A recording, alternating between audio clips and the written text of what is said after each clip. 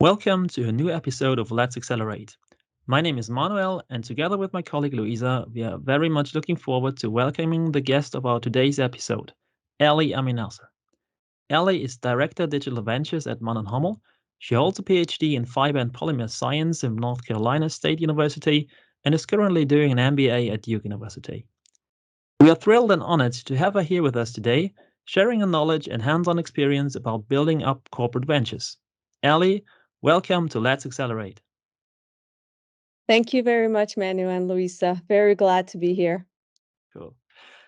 Ellie, your job title at MANN+HUMMEL is Director Digital Ventures. First of all, can you say some words about MANN+HUMMEL, what they do, and then can you explain us a little bit about what your job is about? Sure, definitely. Well, MANN+HUMMEL is one of the, if not the biggest filtration company in the world, and they are the leader in the filtration, especially in the automotive industry, and recently moving to the life science and environment as well. They are 80 years old. I think this year they turned 80. They are in 80 location in the world, about more than $4 billion in revenue, and we are about 23,000 employees. So pretty big. Our mission at MANN+HUMMEL is to provide and deliver clean air, clean water, and clean mobility to the residents of this earth. I joined MANN+HUMMEL in 2013, so it's a little bit more than 9 years right now that I work in this company. I started with working on filtration topic as innovation project manager. But then over the years, I moved more into building ventures and building the innovation happen a little bit outside the corporate innovation and more like a corporate explorer. With the title of director of digital ventures, I'm basically wearing multiple hats. One of them is a leading and growing customer-facing digital products of MANN+HUMMEL in the three category I mentioned: clean water, clean air, and clean mobility. As well as leading the digital hub of MANN+HUMMEL in Germany, which is based in Heilbronn. I will talk a little bit more about what the digital hub and the concept is later. And I'm also responsible for digital business model innovation at MANN+HUMMEL in terms of understanding how we can revolutionize our business model moving forward. Sounds awesome, Ellie. And you just mentioned this digital hub in Germany. I think that was kind of recently opened in 2022, if I'm not wrong. Can you tell us a little bit more about why did MANN+HUMMEL go for this? What are you expecting from it? And maybe what does work look like in a digital hub? Sure. Well, the digital hubs at MANN+HUMMEL basically is to bring the digital transformation for MANN+HUMMEL and its customer to the next level. And we have about 4 locations around the world that is near some of the most prominent business activities of MANN+HUMMEL. Our goal is to create a community and bring digital talents from data scientists, software developers, digital product owners, and digital business developers, as well as any MANN+HUMMEL colleague under one roof to create a collaborative and agile culture for the success of digital businesses and digital projects within MANN+HUMMEL. If I want to explain how do we work in digital hubs, we work in cross-functional teams in an agile environment to create solutions for our internal and external customers. We create customer-centric solutions for cleaner air, cleaner water, and cleaner mobility, starting with customer pain points, fast prototyping, customer testing, and iterative product development. I would say that working there is very fun. We celebrate failures. And by failures, we really call them learning of the week or learning of the month. And we try to learn from that and move on and make things better as fast as possible. So it is a very dynamic vibe and culture within our hubs around the world. Sounds very interesting. But besides being responsible for digital ventures within MANN+HUMMEL, you're also CEO of qlair. Can you tell us a little bit more about qlair? Sure, absolutely. Maybe I'll tell you the story of how qlair was born and what do I do in qlair at this Yeah, point. sure. Good. So MANN+HUMMEL came up with this entrepreneurship program called Incube. And they wanted to actually find entrepreneurs or entrepreneurs within MANN+HUMMEL and put them in a situation like a startup, like working like a startup and living like a startup, and come up with a new way of product development and business development for MANN+HUMMEL, especially knowing that the world is going towards digitalization. MANN+HUMMEL realized that they need new talents, but at the same time, they need some background from their core business to understand the connection between the new world and the core world. I applied for that program back in 2018 or 17, and in 2018, I spent some time in Silicon Valley, about 6 months, with my co-founder Marcel Schoch, and we founded one of MANN+HUMMEL's first corporate startups, which is now called qlair. And if I want to say in one sentence what it is, it's an intelligent solution for clean air management in commercial buildings. Well, we started back in 2018. I took the responsibility for team leading and business development, and my co-founder took the responsibility for the product development. And there was where I took the title of the CEO and he took the title of the CTO. We grew the business on the technical side as well as the business side. Recently, we brought another venture leader who is focusing on developing and expanding the business in US, and I'm continuing with expanding this business in Europe and other part of the world. Looking back from where you are today, so how easy or tough was it for you to take this decision? Because I think you needed to leave an existing role to start this new venture. So how did you feel? Was it exciting? Were you anxious? Good question. I actually had to say no to a promotion to come Oh, and wow. jump off the MANN+HUMMEL ship and go continue with qlair. I wouldn't deny that I was very stressed out and nervous about making the decision. But if I have to put the stress and being nervous and uncertainty about the future in one side of the balance, and the excitement and again uncertainty about the future and the impact that we can have if this thing flies off on the other side of the balance, the excitement was much heavier. That's why I would say within a week, it took me a week actually to completely convince myself. I wouldn't say that I didn't question that decision toward these past 4 or 5 years.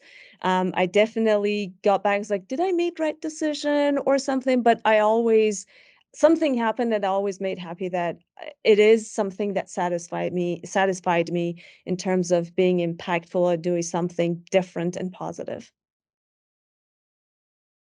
It sounds absolutely yeah, fantastic, and we have to say congratulations, Ellie, for being a successful entrepreneur and corporate explorer in that way. Because Thank we you. know from own experience and from our consulting experience, it is kind of a rare case that starting an internal venture, starting an entrepreneur project, rarely leads to success. The success rate or the failure rate is high, success rate is low. So still being in business with qlair is quite an achievement, we have to say.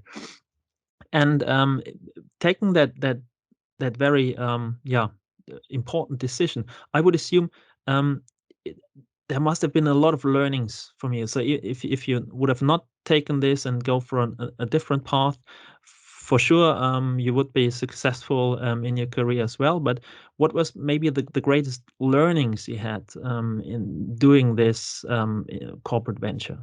Sure, absolutely. Um, Something that you mentioned that qlair is still in business and it's looking successful. I think we need to define success in corporate startups, and a lot of times it is tied into financial metrics, and sometimes it's been undermined the amount of work that needs to go into a corporate startup, especially in exploration phase, or they are, in this exploratory market, basically. I would say there is two main success factors for qlair.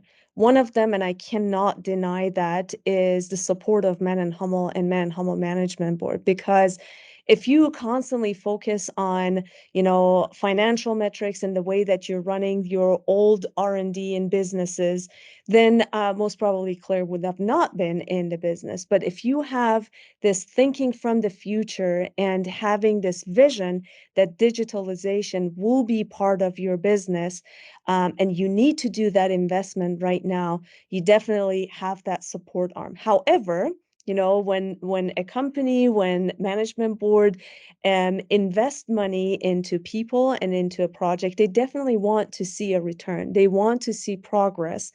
And another success factor for us was to define the right KPIs that show that we're not just like, just playing around, and we are making progress, and we have milestones defined that we achieve in each phases. We created something called hunter strategy. We think we're all hunters. We hunt for new business, new product stickiness, I would say. And this is where we kind of found a common agreement with the management board and within the corporate startup team, within the qlair team, that we can speak a common language that shows progress in achieving the milestones, as well as building the trust with the management board at MANN+HUMMEL. Okay, many follow-up questions now here to come. So you already talked about success factors and talked about the right KPI. So this is, I think, a crucial thing we also realized in our consulting business, that looking at the right KPI is absolutely essential when looking at the progress of new ventures, because it's so easy to stop and to suffocate an internal startup if you too early go in with strong financial KPIs. It usually just doesn't work. Coming back to what you said, the support from management, how was that practically done? I mean, had you frequent feedback loops? Had you board meetings? How was it in practical business? How did you report, and how kind of was there a balance between micromanagement from above and a long line leading culture? What was that like? Well, there were a couple of things that we set up. The first thing is creating the target picture for ourselves. Like, where do we want to be in 5 years from now? Okay. Do we want to have, and those are deliberately, the target picture was not on the revenue targets. It was mainly focused on, because we didn't know, like at the beginning, what our pricing strategy is going to be, how pricing model is going to be. So it was mainly like, for example, for digital solution, how many buildings we're monitoring, how many sensors we're deploying. So in 5 years from now, for example, we want to have 10,000 sensors deployed around the globe. Okay, what does that mean for us? How many sensors per year we have to actually deploy step by step? What team support do we need to have in step by step? What services do we need to put in place? And then to be able to get there, um, from what number do we have to start right now? You know, is it 10 per day from now? Do we have to do pilots now for the next 3 months and 6 months until we get there? So when we created that target picture, we came back and then create these short-term KPIs for ourselves. Like for the next 90 days, we're going to deliver these milestones. And the way we were reporting to the management board was on those milestones. How far are we from delivering or achieving those milestones? And what are the roadblocks? And what are we missing? I will tell you, it was not perfect. Where a lot of times that we learned throughout this process, we had to change either our direction or sometimes looking at the milestone and we realized that, oh, this was completely wrong. We actually had a misperception of the market, so we had to pivot in terms of looking at some other market and then going back one step to be able to jump to step ahead. So, but the whole time, we had the trust of MANN+HUMMEL Management Board and the empowerment because we were very transparent in communication. Even if we had to take a step back, we showed it why with evidence and what is the resolution, what we're going to do instead to move forward. And this was always received very positively on our side. And talking about empowerment and let's say entrepreneurial freedom, how much one thing that we know and that we learned is what hinders startups, entrepreneurial startups from success is when they have to stick to corporate rules and stick to corporate processes and with long decision chains and very highly regulated processes in general speaking. How much freedom did you have acting like a CEO of an own company? Yeah. Well, one of the earliest thing that MANN+HUMMEL did, and MANN+HUMMEL actually kudos to them. They did it in 2014 already, realizing that the new product, especially in the exploration phase and exploratory market, needs a speedboat, and MANN+HUMMEL mothership might be very slow to move. They created a concept called I2M, Innovation to Market, which today is basically the host of our digital hubs. So we are not following MANN+HUMMEL old processes in terms of purchasing and decision making. We have been trusted and empowered. We have our budget that we get approval beginning of the year. And then our decision making process is very short.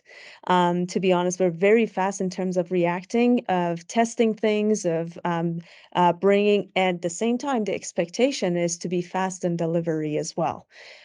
So I would say you need a little bit of organizational change as well to be supported by mothership and the organization, but kind of stay separate in terms of I would say like IT infrastructure or purchasing or some of these things that they're for good reason it's secured and regulated heavily in the corporate.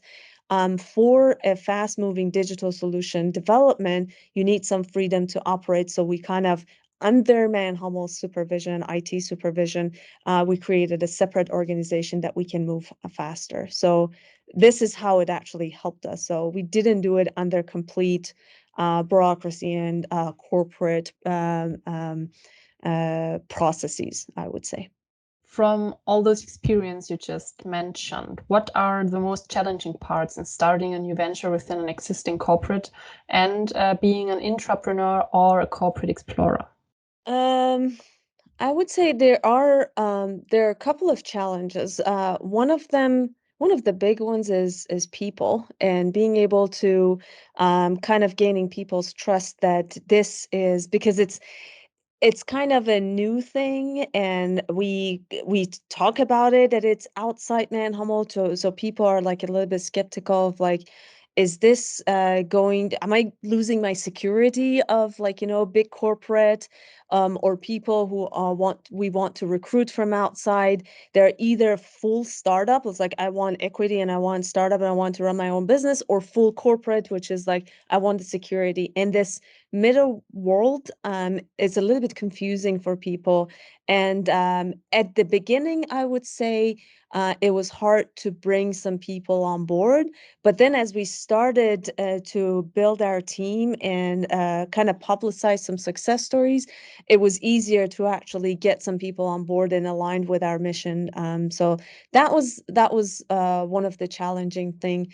The other one, I will generalize it, and I talked about it already, is the relationship between corporate and the startup. The corporate startup actually, not only with the management level, but also with supporting services and employees. If you want to rely on the corporate sales structure, for example, and go to customer with them, you need to work a little bit to build their trust and get aligned with them and are pretty experienced. And especially if you're young and energetic and you want to go there and show them the way, most probably you get some pushback from their side. So I would say these two was mainly, if I want to wrap it up, is mindset. The biggest challenge is the mindset, either be on the top or on the people who wants to join or on the people who wants to support. That's correct. I can only underline those things. So with that, I think we're already coming towards the end of this episode. And as always, we close our episodes with our famous sentence completion exercise. Means I will start 3 sentences and you just complete the sentence. So the first one, the best thing about being a corporate explorer is? The best thing of being corporate explorer is freedom to operate, I would say. Very nice. The next one, if I could turn back time and change one thing in my career, I would. Start with this entrepreneurship program earlier. Nice. And then last but not least, when my 2-year-old nephew asks me what my job is about, I say, I change the way people are working.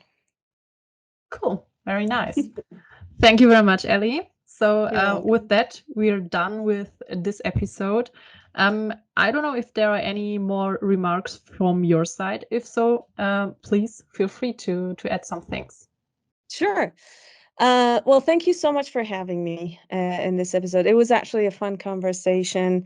I just want to leave the audience with maybe I would say either homework or food for thought. As I said at the beginning, our mission is to provide clean air, clean water, and clean mobility to the residents of this world. And if you have an idea about how we can do that better, or new technologies, or anything else, feel free to reach out to me.